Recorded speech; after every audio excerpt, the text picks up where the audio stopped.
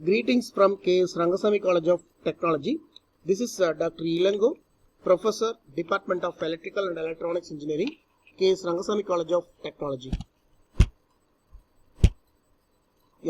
In today's class, I would like to explain the induction type wattmeter constructional details, working principle of induction type wattmeter, how the torque is produced, and what are the advantages and disadvantages of induction type wattmeter. These are all the content I would like to brief it in today's class.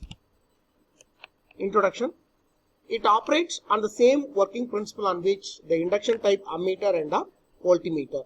In previous class, I explained how the induction type ammeter and voltmeter operates. The same operating principle is used in induction type wattmeter too. And induction phenomena can only happen in the alternating current system. This instrument only measures AC power, right? See, if in alternating current systems, if direction of current is changes, automatically the induction phenomena is going to activated, right? That will be charging and discharging, right? So induction type wattmeters are useful only when the supply and frequency remains constant, right? See, if frequency is going to changes, automatically that changes of magnetic flux linkages is also going to change. So it's also affecting the performances of induction type wattmeters. Constructional details of induction type wattmeter. See the constructional diagram shown in right hand side of this slide. Basically, it consists of two electromagnets, namely upper electromagnet and another one is lower electromagnet. Upper electromagnet basically connected in parallel with that of electrical load. So what is this? The current which flows through the upper magnet is directly proportional to voltage appeared across the two terminals. So from this phenomena we can say that upper magnet is also called as shunt magnet, right? In lower magnet, lower side, one more magnet is there. It is called lower magnet. Basically the lower magnet is connected in series with the electrical load. So the current which flows through the load terminal flows through the series magnet. Here two number of magnets are using. One is connected in shunt with that of electrical load and another one is connected in series with that of electrical load, right? Here one electromagnet connected in series with the circuit. So the flux produced by this electromagnet is directly proportional to the current in the circuit. We know when magnets are classified into two categories. One is permanent magnet and another one is electromagnet. We know what is permanent magnet. Permanent magnet means that always have a magnetic property. The magnetic property always possessed with that case it is called as permanent magnet.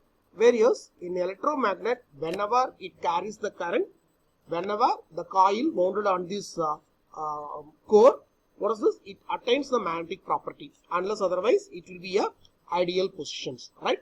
So here, flux produced by this electromagnet, that is series magnet, is directly proportional to the current in the circuit. And the second electromagnet called shunt magnet or upper magnet parallel with the circuit, thus the current proportional to the voltage of the circuit produces another flux in this second electromagnet. So by this arrangement, two number of fluxes are produced. One is series field winding flux pi SE and shunt field winding flux pi SH. In between these two electromagnets, just we are placing one aluminum disc that is freely rotated in the axis in between these two electromagnets. On the basis of construction, there are two varieties of induction type wattmeter available. In one variation, the shunt electromagnet has three limbs, right? When we look at the diagram, we know that the shunt electromagnet has three number of limbs, 1, 2 and 3. In that, two side limbs, these two side limbs hold the voltage coil and the central limb holds the copper rings, right? On the other hand, the series electromagnet, it has only two number of limbs.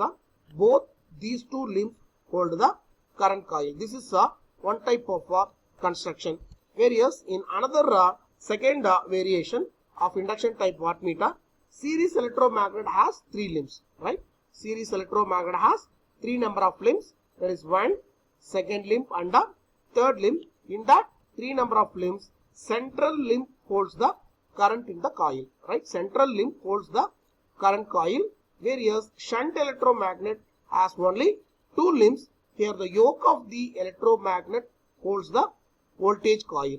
The pole faces have come closer. The pole faces have come closer. These two pole faces together are surrounded by a single copper ring, right? These two arrangements are there in induction type of wattmeter, right? See, in between these two electromagnet, shunt electromagnet and series electromagnet, just we are placing one aluminum disc. The fluxes of the electromagnets produce the two eddy currents. Actually, flux pi SH produces in upper electromagnet called shunt electromagnet, and series magnet produces another one of the fluxes pi SE. Due to this pi SH, current ISH will be circulated on this aluminum disc. Similarly, due to pi SE, that is series field winding, series electromagnet, one more flux is created, one more current is produced due to eddy current effect that is also flowing in this aluminum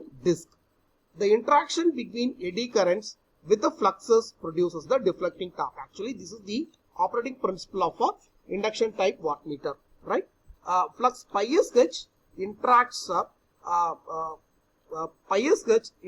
with the current ISE, and flux pi SE interacts with that of ISH. So torque is produced as per the Faraday's law of electromagnetic induction. Whenever the current carrying conductor placed in a magnetic field, a mechanical force will be produced. This is the basic principle used even in moving permanent magnet moving coil instrument and electrodynamometer type instrument, and even in induction type of instrument. Only that how the fluxes are produced, right?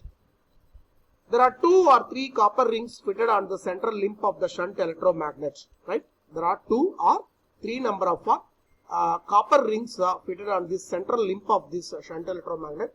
Due to this arrangement, flux created by the shunt magnet, that is flux pi SH, is just 90 degree behind the circuit voltage. Now let us explain the working principle of a induction type wattmeter. Just you have to take voltage V as the reference one. Voltage V as the reference one. So what is this? Automatically the current I flows through the circuit is lagging behind the angle theta. In AC circuits, always we notice that most of the electrical loads are inductive in nature. So automatically the current which flows through the electrical load, current I is lagging behind the voltages. Suppose if the electrical load is the pure inductive in nature, current I is exactly 90 degree phase shift with that of voltage V, right? But most of the electrical loads are resistive in nature. That's why the current I is not exactly 90 degree phase shift with that. It will be lagging behind the voltages. In same way, if load has a capacitive in nature, current I is leading behind the voltages, right? See, just you have to consider load voltage as the reference values. Due to this, what is this? Current I is lagging behind the voltage by 90 degree. The angle between voltage and the current is theta, right? Flux pi SE is the flux created by the series electromagnet. Just now I told you that series electromagnet is that carries the load current, right? Causes this load current. What is this? Flux pi SE is created. So causes that flux pi SE is in phase with that of current I. This flux will be in phase with that current I. And when we consider the flux produced by the shunt electromagnet, that is pi SH, the flux pi SH lags behind the circuit voltage V by 90 degree, right? Flux pi SH lags behind the circuit voltage V by 90 degree. That flux pi SH too not exactly 90 degree phase shift due to the copper rings arrangement. Due to the copper rings limped in the mounted on the central limb, what happened? The voltage flux pi SH is just 90 degree phase shift with that of voltage V, right? So V as the reference one, flux pi SH is 90 degree phase shift from that of voltages, 90 degree phase shift from that of voltages, right? Then the flux pi SE of series electromagnet induces EMF in the disc, right? Flux pi SE is the alternating one because we are applying only AC supply. So flux pi SE of series electromagnet induces EMF in the disc ESE. This EMF causes the eddy current ISE in the disc. So here the ESE, the phase angle difference in between ESE and pi SE is a 90 degree phase shifter, and causes this ESE. Current ISE will be flowing. Because of this, current ISE in series, the current ISE is in line with that of ESE. The current the current ISE is in phase with that of ESE. Right? We can assume that the disc is fully resistive. The eddy current ISE caused by induced EMF ESE will be in phase with that of EMF. So we see that the eddy current ISE also lags the current I by 90 degree. Thus, the angle between flux pi SE and eddy current ISE is 90 degree. The flux pi SH induces an EMF ESH in the disc. The induced EMF ESH lags the flux pi SH by 90 degree. As we have already assumed that the disc is fully resistive, the eddy current ISH caused by induced EMF ESH will be in phase with that of EMF. Hence, the eddy current ISH also lags the flux pi SH by 90 degree. Right? When we look at the torque equation, the torque produced by the interaction of current ISE and the flux pi SH, right? See, as per the Faraday's law of electromagnetic induction, whenever the current carrying conductor placed in a magnetic field, right? Current carrying conductor and carries the current ISH and placed in a magnetic field pi SH, torque will be produced, that is equal to T1. We already discussed how the torque is produced in the interaction in between current ISE, current and fluxes in the previous classes. So by this explanation, torque T1 is equal to K into ISE into pi SH cos theta, and the torque produced by the interaction of current ISH and the flux pi SE is T2 is equal to K into ISH into pi SE into cos 180 degree minus theta, right? The expression of resultant torque is called as deflecting torque. TD is equal to T1 minus T2. When we substitute the equation for T1 and T2 in that equation, we obtain the equation for deflecting torque TD proportional to VI into cos theta. This is nothing but the expression of AC power. So the deflecting torque in induction type wattmeter is proportional to the power to be measured. When we consider the advantages and disadvantages, it's a uniform scale, whereas in moving iron type instrument they used a non-uniform scale. Even it is used to measure AC, the scale is a uniform one. It is the one of the advantage. And the second advantage is it's a long scale, making possible to take accurate readings, and it is free from effects of stray field, and they provide very good damping, right? And when we consider the disadvantages of induction type wattmeter, it is used to measure only AC power, right? Suppose instead of AC, if I have to apply DC, what is the same? Pi AC, pi SH, everything are produced, but changes of magnetic flux is not going to be happen. Changes of magnetic flux linkages is not going to be happen. So it is used to measure only AC. Low accuracy due to heavy moving systems.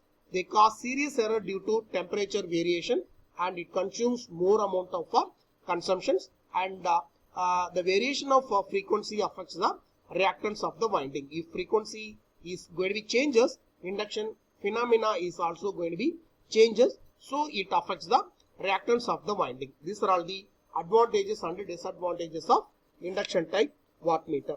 Thank you.